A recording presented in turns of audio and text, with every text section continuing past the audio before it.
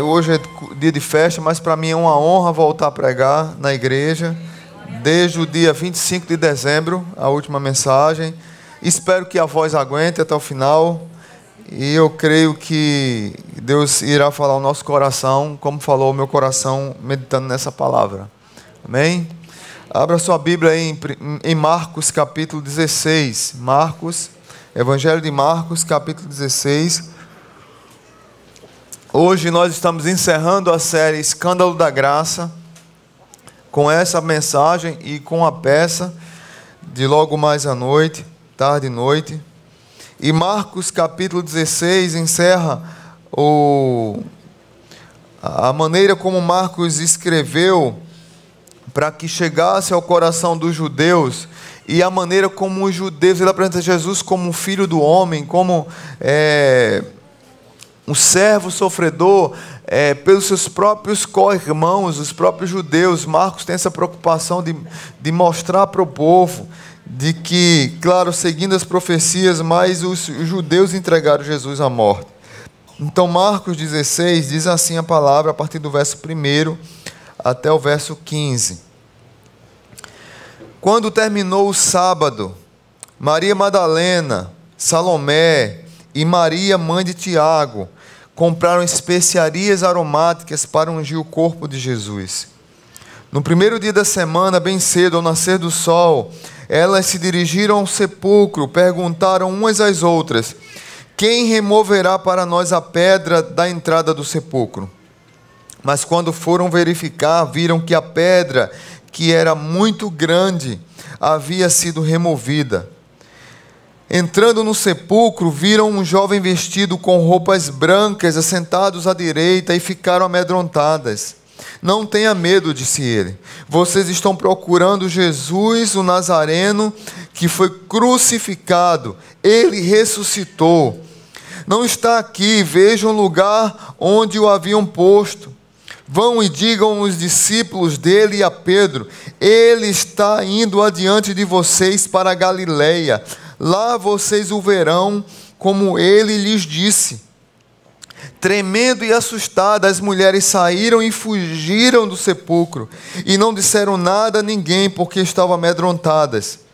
Quando Jesus ressuscitou, na madrugada do primeiro dia da semana, apareceu primeiramente a Maria Madalena, de quem havia expulsado 7 demônios. Ela foi e contou aos que com ele tinham estado. Eles estavam lamentando e chorando. Quando ouviram que Jesus estava vivo e fora visto por ela, não creram. Depois Jesus apareceu noutra forma a 2 deles, estando eles a caminho do campo.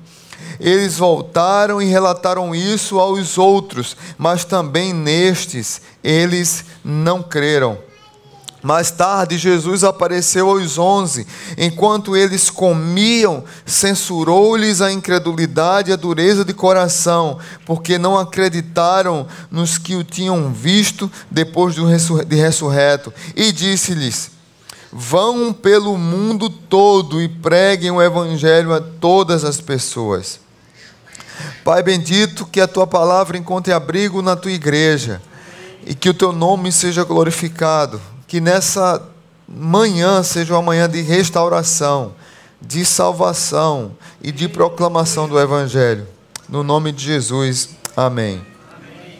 Uma observação que eu queria fazer nesse texto de Marcos, e é interessante, depois de alguns estudos, depois de grandes estudiosos, grandes teólogos começaram a estudar, eles perceberam que havia uma fissura no Evangelho de Marcos, num capítulo, a partir do capítulo 16, a partir do verso 9. Então, alguns estudiosos dizem que Marcos termina abruptamente no versículo 8.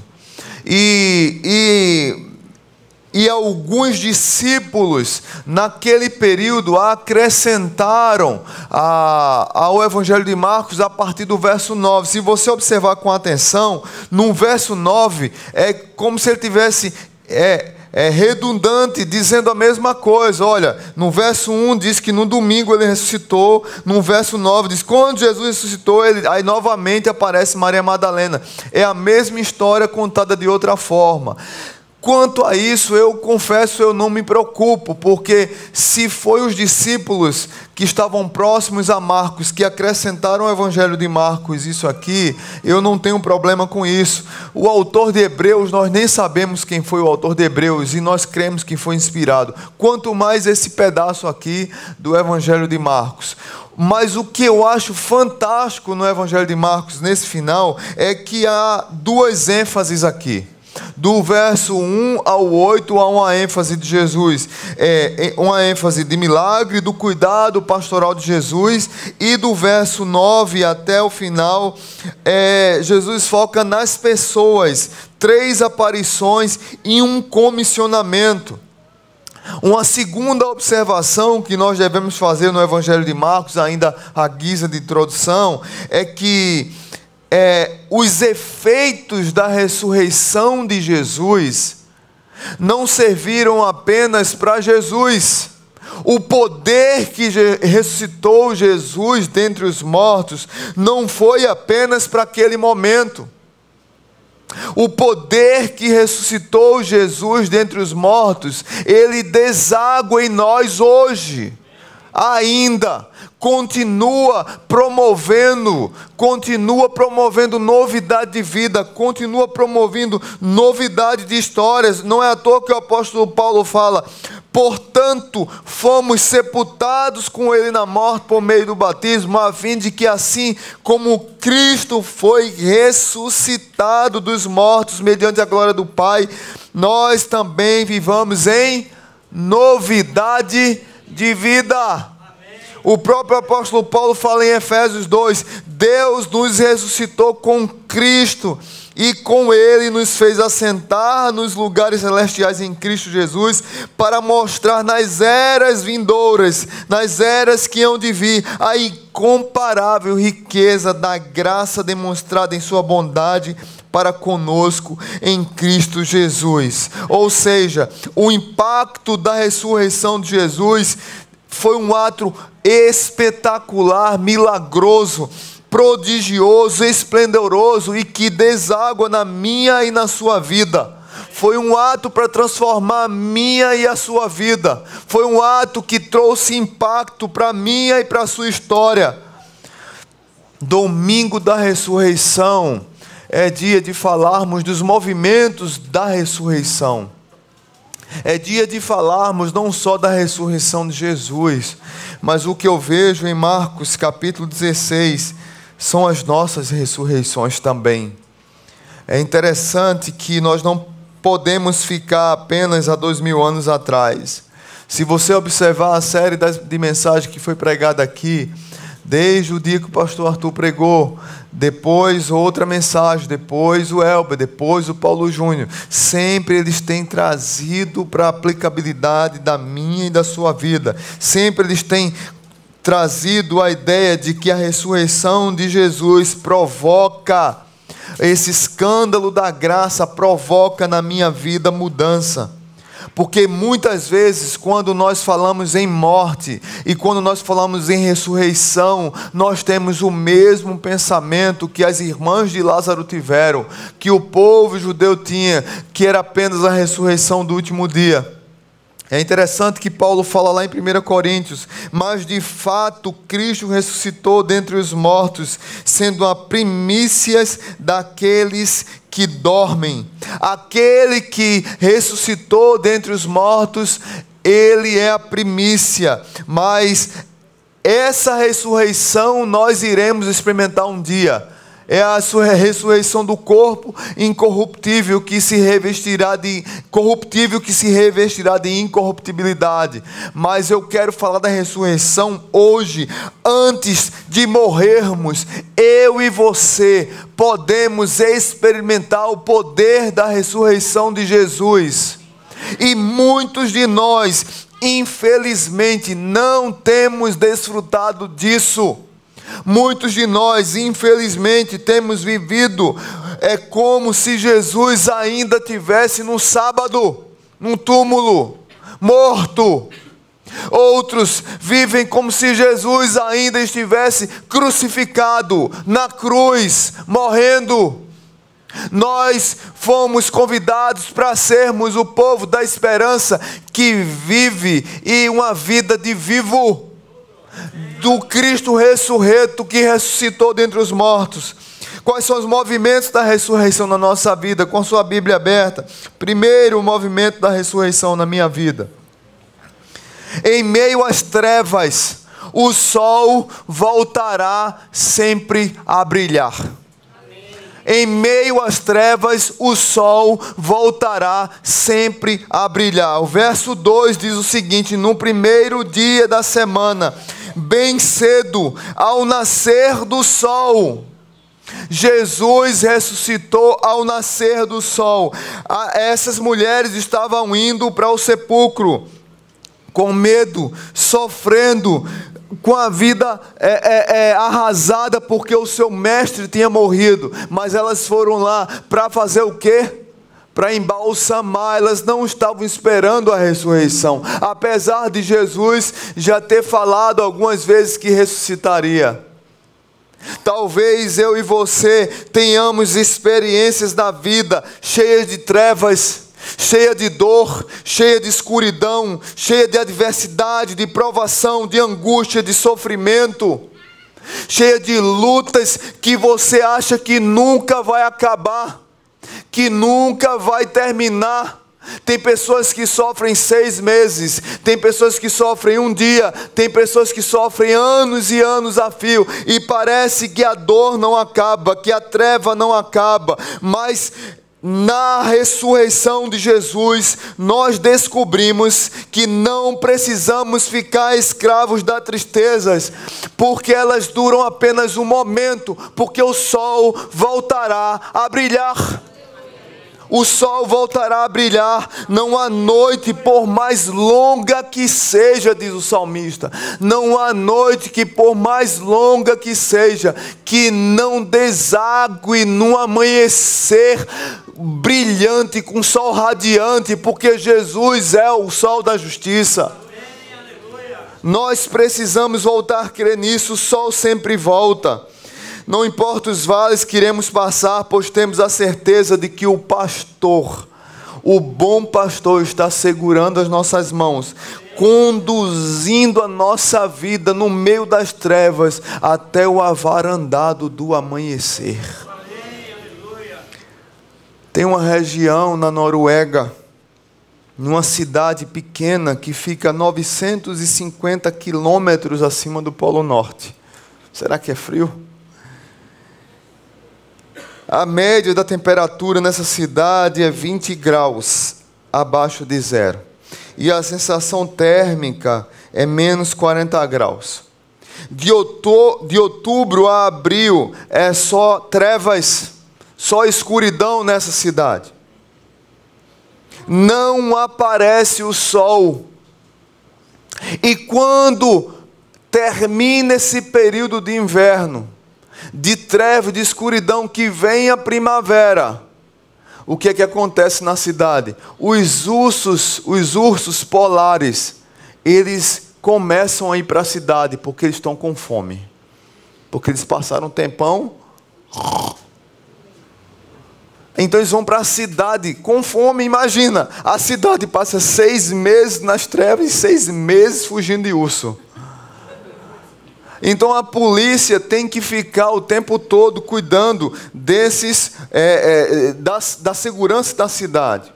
Interessante que um brasileiro que trabalhava lá numa pesquisa, um repórter perguntou a ele: como é você que vem de um país tropical, como diz a música, moro no país tropical, abençoado por Deus e bonito por natureza, você agora está nesse país só de trevas?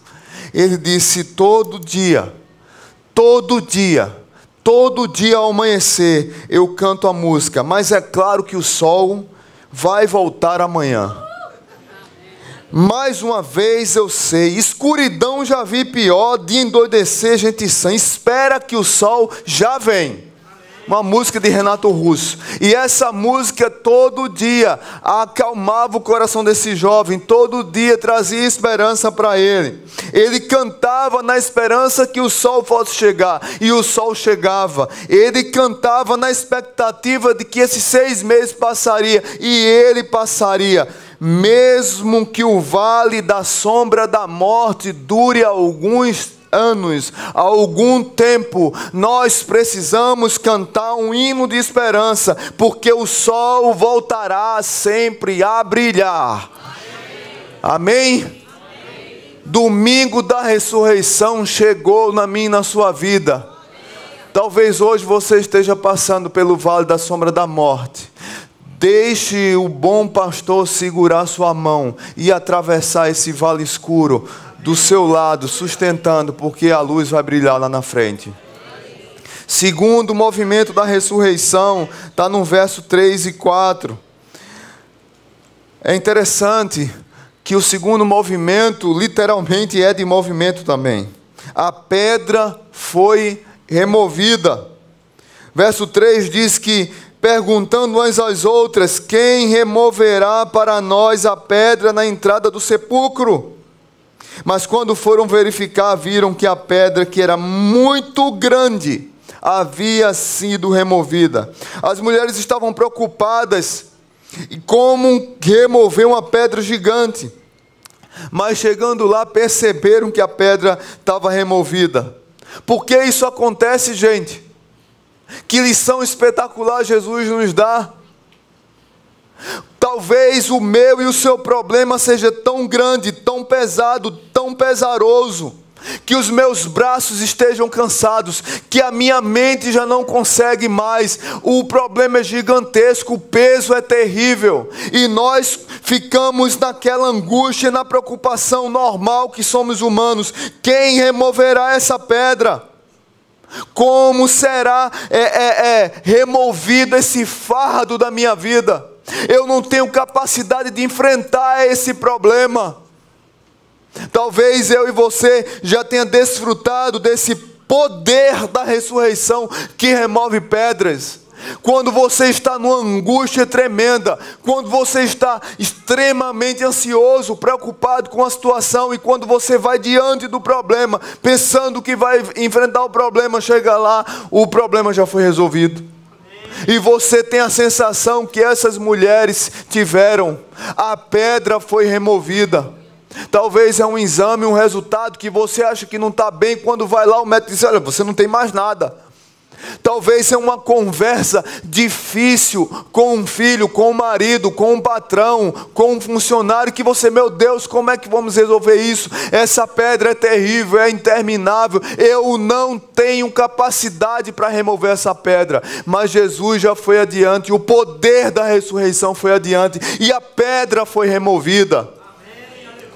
Esse movimento da ressurreição é fantástico. Nós somos surpreendidos pelo poder da ressurreição, que remove as pedras, os fardos, os pesos, as misérias da nossa vida, as desgraças que chegam na nossa vida. É impressionante que muitas dessas pedras são irremovíveis. É impossível.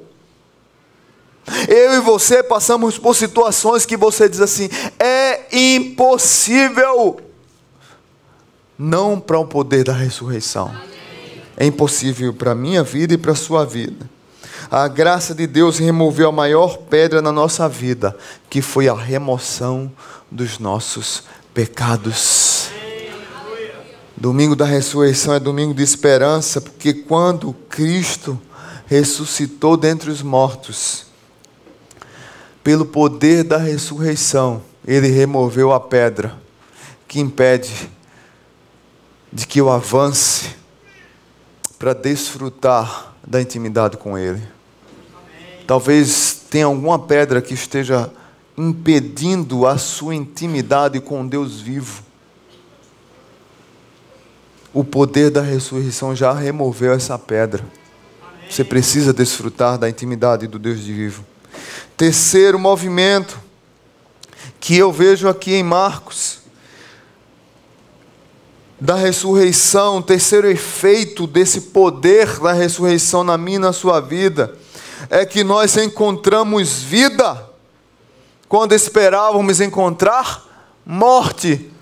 Versos 5 ao 8, especialmente o verso 6, elas estavam amedrontadas, diz a Bíblia, e o anjo disse para elas: vocês estão procurando Jesus, o Nazareno, que foi crucificado. Ele ressuscitou, não está aqui. Vejam o lugar onde o haviam posto.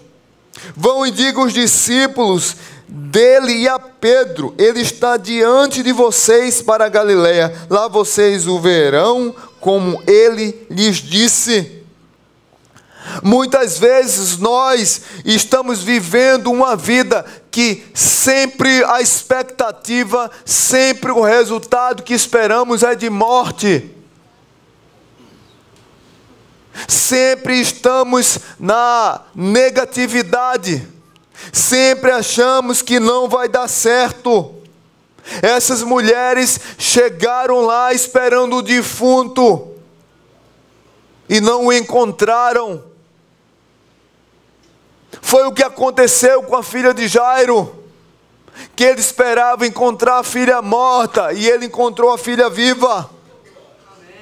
Foi o que aconteceu com a viúva de Naim, a viúva que tinha apenas um filho, tinha apenas um menino, e ele estava morto.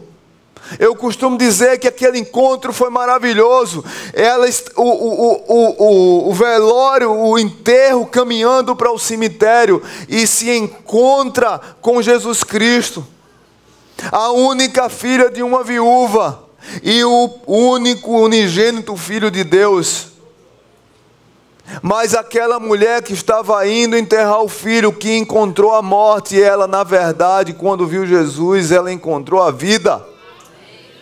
Tem muitos de nós que estamos nessa situação. As irmãs de Lázaro pensaram em encontrar morte e encontraram vida. E aqui eu lembro de uma história que marcou a minha vida. Eu tinha aproximadamente 8 anos de idade, estava assistindo um programa evangélico na Rede Manchete.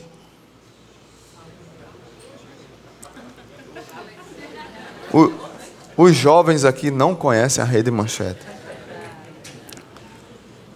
Quem aqui conhece a Rede Manchete, denuncia a idade.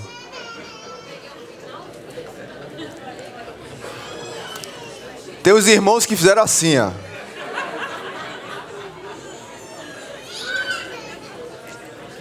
E eu estava assistindo o programa na Rede Manchete e o pregador disse assim, ele estava falando de Lázaro e uma criança, e ele disse assim: quando Jesus estava diante do sepulcro de Lázaro, ele disse: Lázaro, vem para fora. Lázaro, ressuscita. Lázaro, sai do túmulo. E o pregador sabiamente disse assim: por que Jesus disse: Lázaro, vem para fora? Porque Jesus, se não tivesse dito o nome de quem deveria sair do túmulo, sairiam todos os mortos. Porque se Jesus não tivesse dito quem deveria sair do túmulo, todas as tumbas se abririam. Porque Ele é o Senhor da vida, e quando o Senhor da vida está diante do túmulo, diante da morte, a morte não resiste o poder do Senhor da vida. Jesus disse: Lázaro, vem para fora. Mas só Lázaro, chegará um dia que eu direi: todos venham para fora, e todos hão de ressuscitar no último dia. Aplauda o Senhor, porque Ele é o Senhor da vida. Ele é o Senhor da vida. Ele é o Senhor da vida. Chegará um dia que Ele dirá: todos e todos irão ressuscitar. Mas naquele dia foi apenas Lázaro. Eu lembro disso como se fosse hoje. Eu vi um dia desse um outro pregador falando isso, e eu disse: ele estava num congresso e eu estava uma criança assistindo em casa. Foi como uma flecha na minha vida essa mensagem. Meus irmãos, nós precisamos entender que quando o poder da ressurreição, ele chega em nós, ele traz esperança. Lá nas regiões, algumas regiões dos Estados Unidos, tem um local chamado Badlands. Talvez alguns aqui já viajaram para esses lugares. Os Badlands são regiões inóspitas, que tem mais pedras, e muito sol, e muito arenoso, e muito árida, e muito seca. Mas é interessante que quando chega a primavera, há uma concentração de energia que espanta todos. Começa a brotar lá flores selvagens de várias cores e colore todo o ambiente. Todos ficam surpresos com as cores da beleza que surge no meio de um lugar árido, inóspito, morto. É assim que a ressurreição de Jesus faz na minha e na sua vida. Quando Jesus chega na minha e na sua vida, o que era morte se torna vida, o que era treva se torna luz. Jesus, quando entra na nossa vida, o que era seco produz orvalho, o que era pecado produz redenção, o que era lágrima produz esperança, o que era morto está vivo. É assim que acontece na nossa vida. Mas ainda há algo interessante aqui nesse texto que eu acho fantástico. É no verso 7, que diz assim: vão e digam aos discípulos dele e a Pedro, ele está indo adiante de vocês para a Galileia. Jesus era um líder extraordinário. O verso 7 dá ênfase de que ele ressuscitou, ele venceu a morte, ele triunfou, um dia triunfaremos com ele, ele está vivo, ele vai na frente da batalha, ele abre o caminho. Amém, aleluia. E aí, gente, nós precisamos crer que Jesus já abriu o caminho e ele chegou antes de nós, e ele está lá à nossa espera. Vai lá, ele vai para Galileia. Ele vai para Galileia e ele está lá à nossa espera. É interessante que eu lembro a história aqui de Winston Churchill. Eu estou lendo a biografia de Winston Churchill e impactado com aquele homem. Li um livro uma vez dos discursos dele, fiquei encantado e depois comecei a ler sua biografia. E teve um fato interessante. Churchill ele era uma pessoa espetacular e tinha algumas sagacidades interessantes. Tinha uma senadora lá na Inglaterra que não gostava dele, né? E ele tinha acabado de escrever um livro em homenagem ao seu pai, e ela chegou para ele assim: bom o livro que o senhor escreveu sobre o seu pai, bom o livro sobre o seu pai, quem escreveu? Aí ele disse para ela: ótimo que a senhora leu, que a senhora gostou, quem leu para a senhora?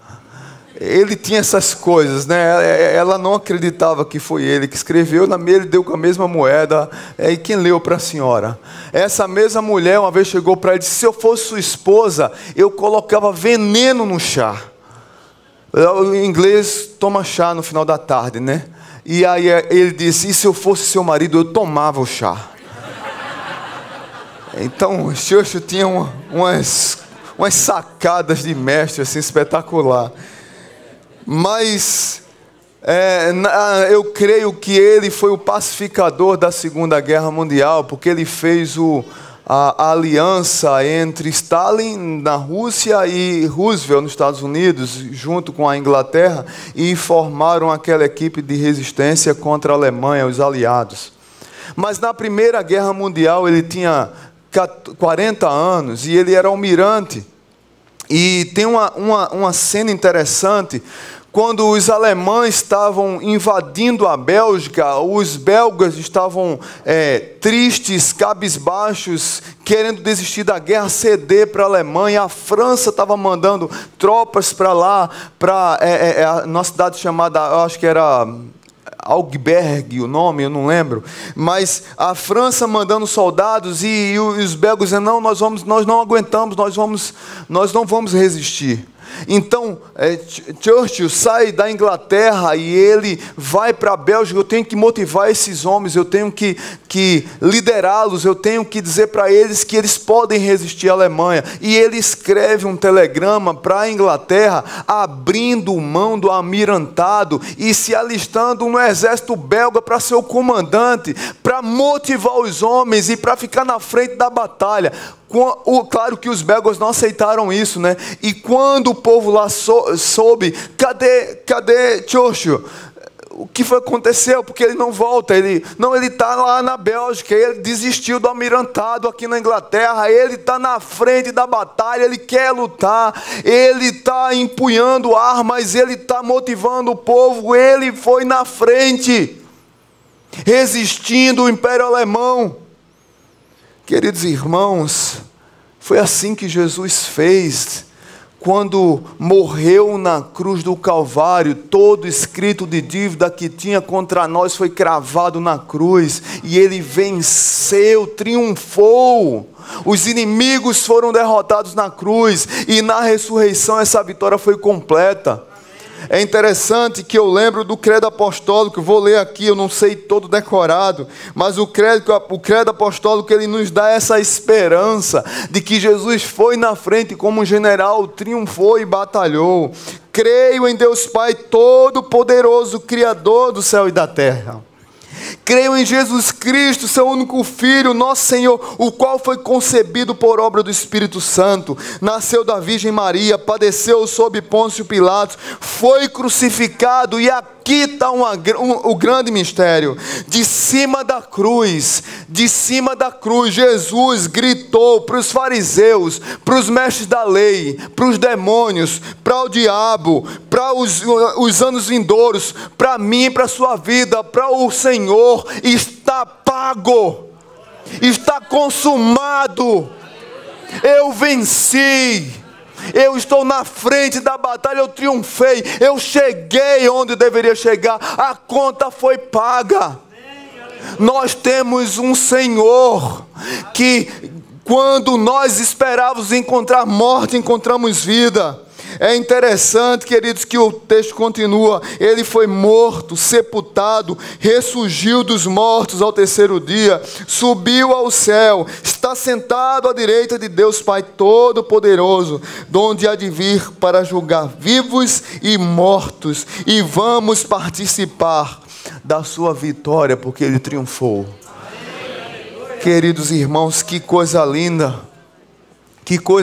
a vitória de Jesus na cruz, experimentando no sábado do descanso a desgraça da morte, mas um Deus que nunca pecou e se tornou um de nós, não poderia ser vencido pela morte, porque a morte só existe por causa do pecado.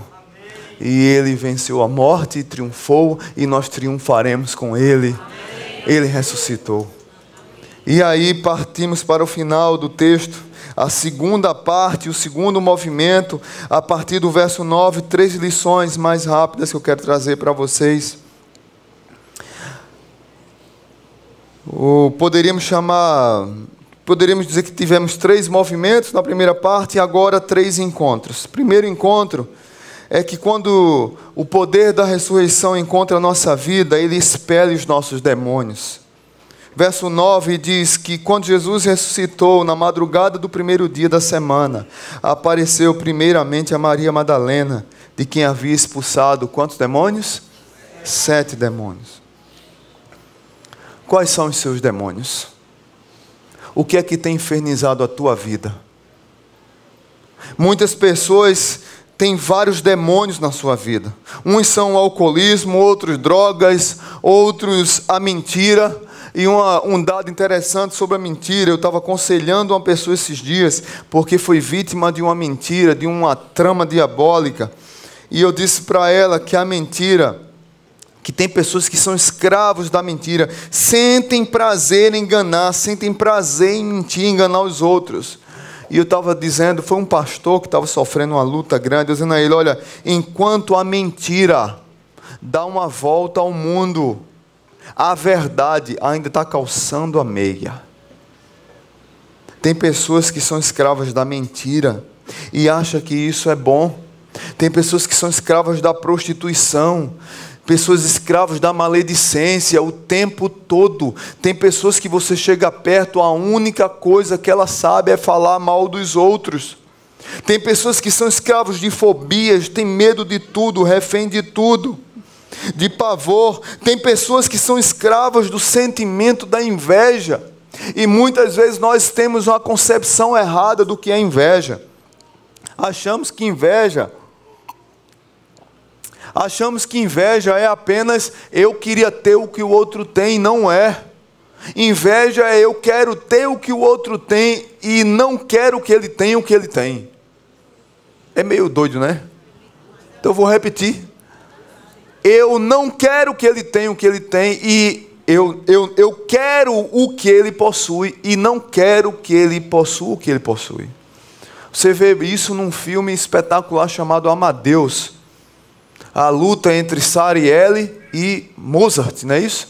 Filme espetacular que você deve assistir, um clássico.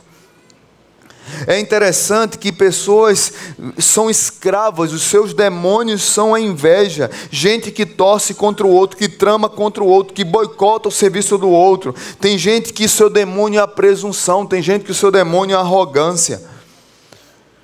Mas quando o poder da ressurreição se encontra conosco, os nossos demônios são expelidos.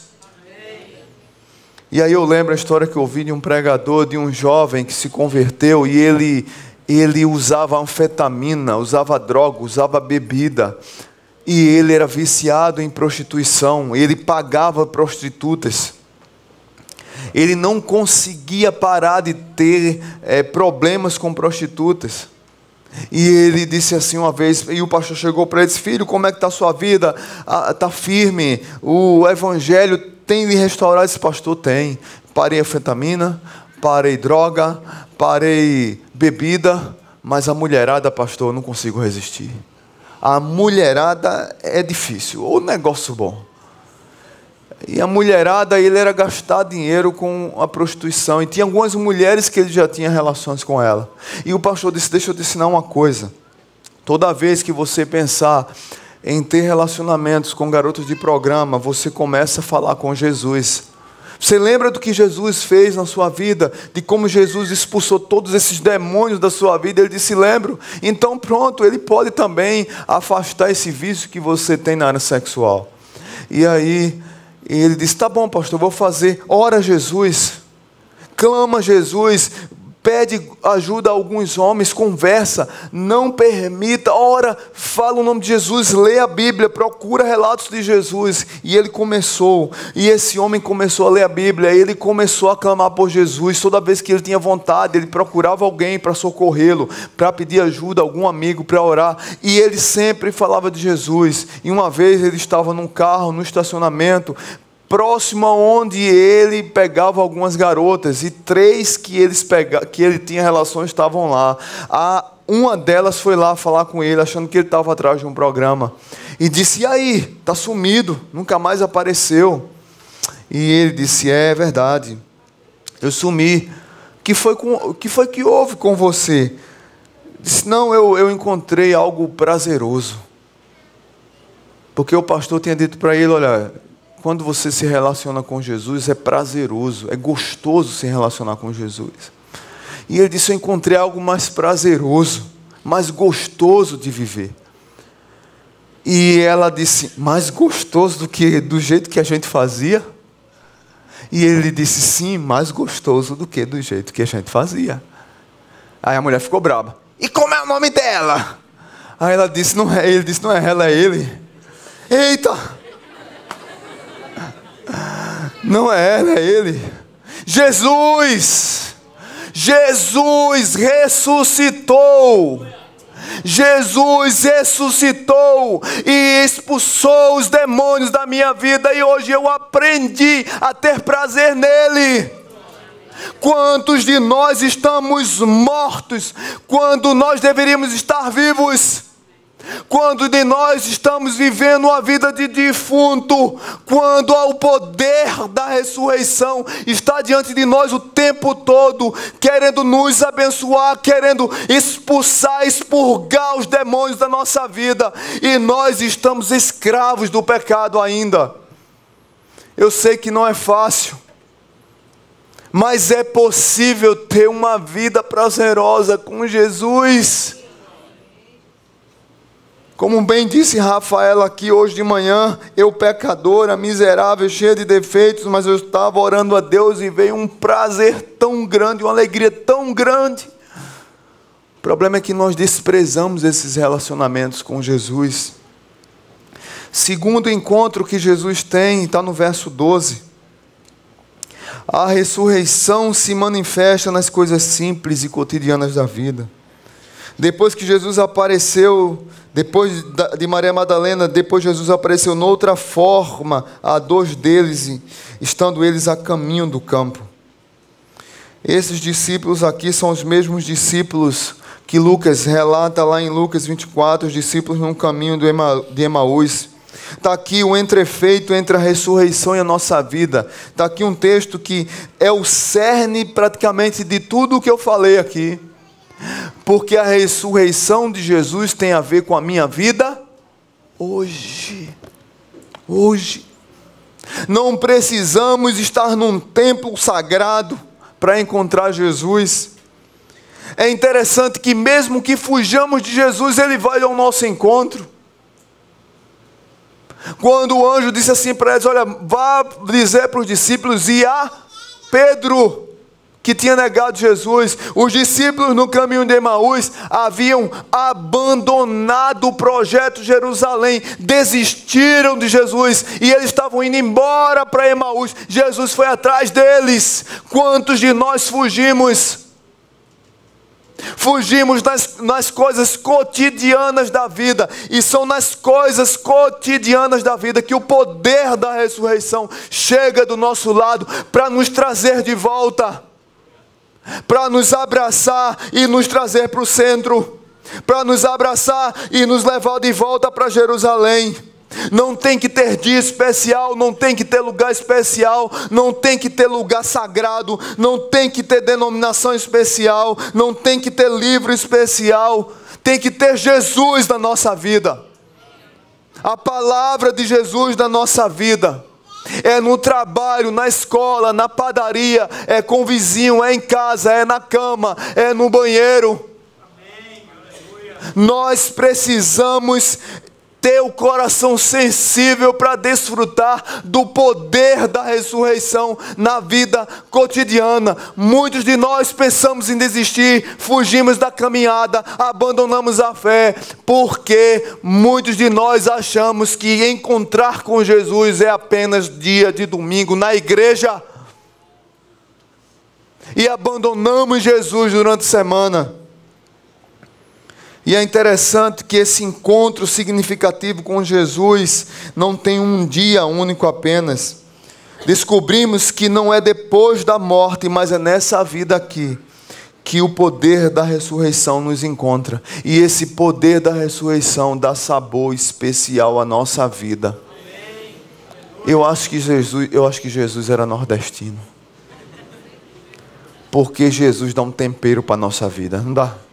Diga aí a verdade. Não estou aqui falando de outros estados, porque tem uns goianos ali que fazem uma pamonha abençoada, os cariocas, os paulistas. Tem a turma boa aqui de todo canto. Mas o tempero nordestino é diferente. Não é, gente? Jesus dá sabor especial à nossa vida, dia a dia. Nós precisamos desfrutar desse sabor. E por último, terceiro encontro, o poder da ressurreição nos dá uma missão, e essa missão dá sentido à nossa vida. Verso 15: depois que essas mulheres choraram, foram lá dizer aos discípulos, Depois desses discípulos no caminho de Emaús se encontrarem com Jesus e voltarem para Jerusalém para dizer aos discípulos, o próprio Jesus aparece para os discípulos. Verso 14 diz: mais tarde Jesus apareceu aos 11, Judas havia morrido. Enquanto eles comiam, Jesus censurou-lhes a incredulidade e a dureza do coração, porque não acreditavam nos que o tinham visto depois de ressurreto. E Jesus disse assim: vão pelo mundo todo, pregue o evangelho a todas as pessoas. A missão de Jesus dá sentido à minha vida e à sua vida. A nossa vida só tem razão de ser quando nós dizemos assim para o Senhor: eis-me aqui, envia-me a mim. Eu preciso voltar a ter essa convicção. Jesus disse para eles que estavam com medo e que não acreditaram que Jesus havia ressuscitado: vão pelo mundo e preguem o evangelho a todas as pessoas. O mais pulsante e significativo é que o que dá sentido à nossa vida é servir aos outros, é levar as boas novas para os outros, é dar um abraço nos outros. Nós temos um poder dentro de nós. Nós precisamos, como crentes bereanos antigos. Eu disse aqui no CMI semana passada, a gente no CMI quase 40 pessoas. E aí tinha uma galera que estava vindo da Assembleia de Deus. Eu disse: Deus está abrindo as janelas do céu e derramando o Espírito Santo na Zona Sul, para ver se põe fogo nesse povo, para ver se esse povo acorda para Jesus, para ver se esse povo tem experiências com Deus verdadeira, e que essa experiência impulsione a uma vida diferente. Porque nós temos o poder da ressurreição dentro de nós e não marcamos a vida de ninguém. Temos o poder da ressurreição dentro de nós e não fazemos diferença na vida dos outros. Temos o poder da ressurreição dentro de nós e somos ensimesmados. Pensamos apenas em nós mesmos, nossos problemas, nosso umbigo, nossa carreira, nosso salário, nossa conta bancária, nosso carro, nossas 10 casas, nossos 20 carros. Nós só pensamos em nós mesmos. E o poder da ressurreição nos impele a pensar nos outros, a olhar para fora, a olhar para quem precisa. A luz do Evangelho passa na nossa vida, e ela apenas não passou, ela entrou dentro de nós, e ela precisa desaguar na vida dos outros, através de gestos, de significados e de outras coisas mais. Nós perdemos o significado quando essa luz não brilha em lugar nenhum. Interessante que eu estava vendo uma entrevista de Oprah Winfrey, o nome dela. Me ajudem.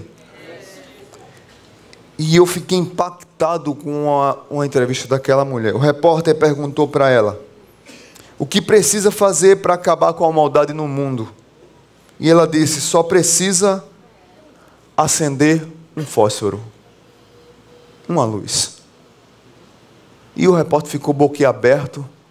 E aquela mulher disse com todas as suas forças: nem toda a escuridão do mundo consegue apagar e acabar com uma pequena luz. E nós temos a luz da vida.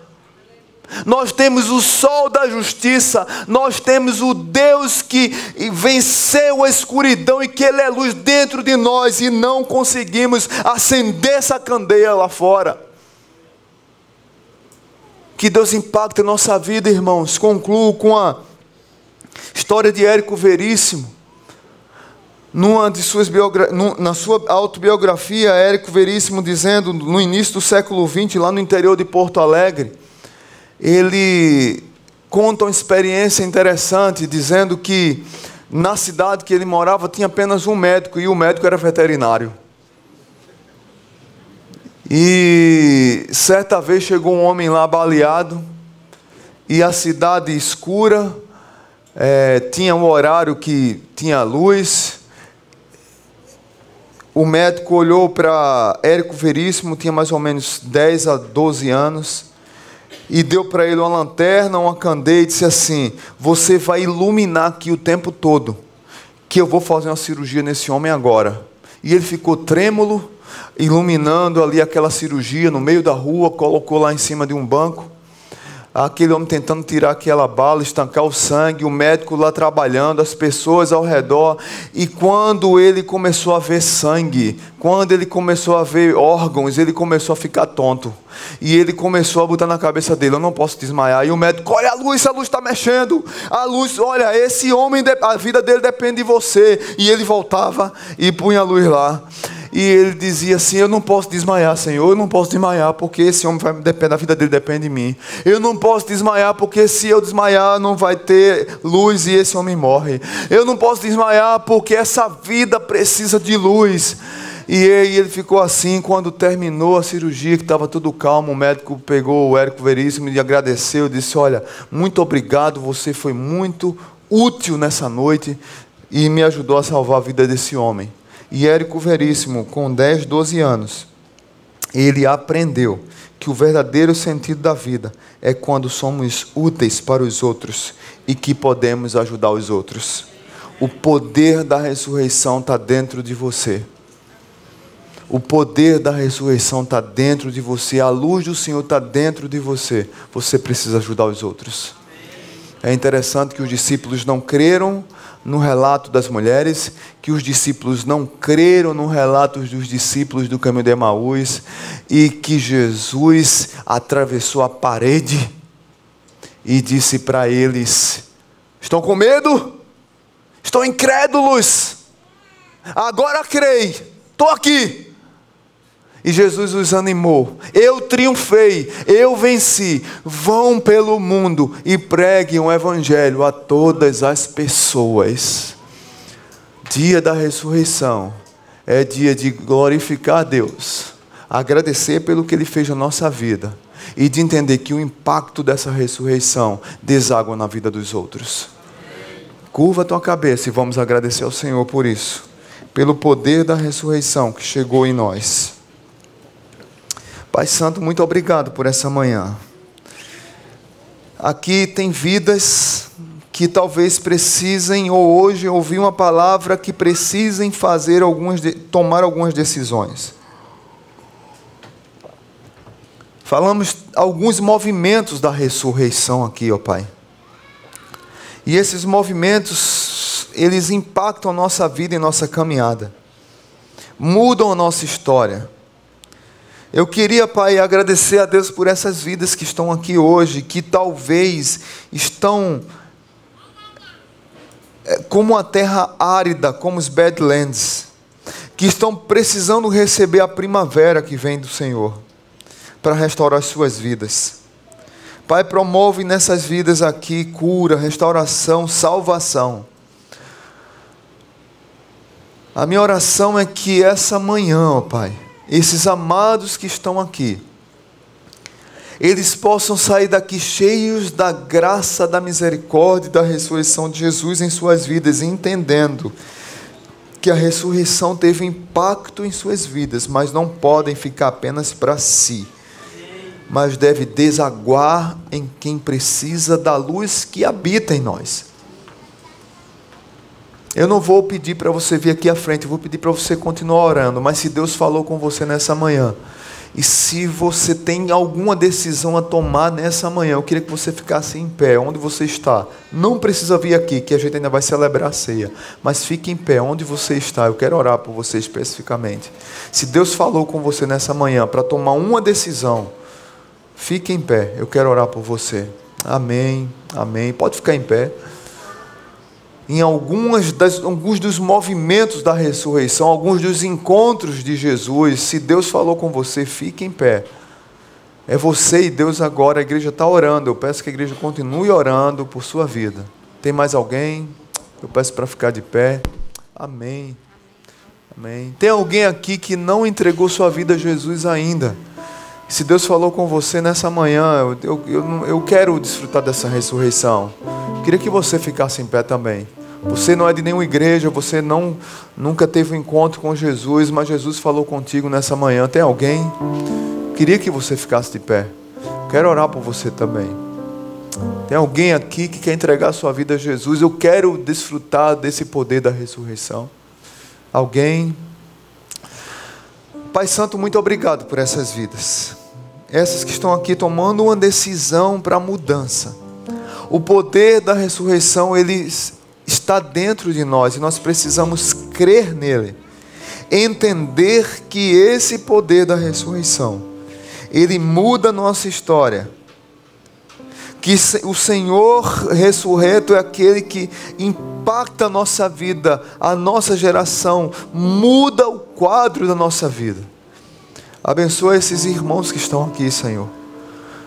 Cuida deles, dá a eles ânimo para não desistirem da caminhada. Dá a eles ânimo para que eles continuem firmados na rocha eterna que é o Senhor. Dá a eles ânimo para que eles possam compreender que o poder da ressurreição lhes impactou nessa manhã, para que eles vivam em novidade de vida. Os abençoa, os guarda, lhes dá força e sabedoria. Se eles tiverem que pedir ajuda a alguém, que eles peçam. Se eles tiverem que gritar por socorro, que eles gritem. Mas que eles não estejam sós. E que eles saibam que o bom pastor está segurando as suas mãos, mesmo diante da escuridão que talvez alguns estejam passando. E eles vão desaguar numa varanda linda e desfrutar num sol que nasce. Muito obrigado por essas vidas, Senhor. No nome santo de Jesus. Amém.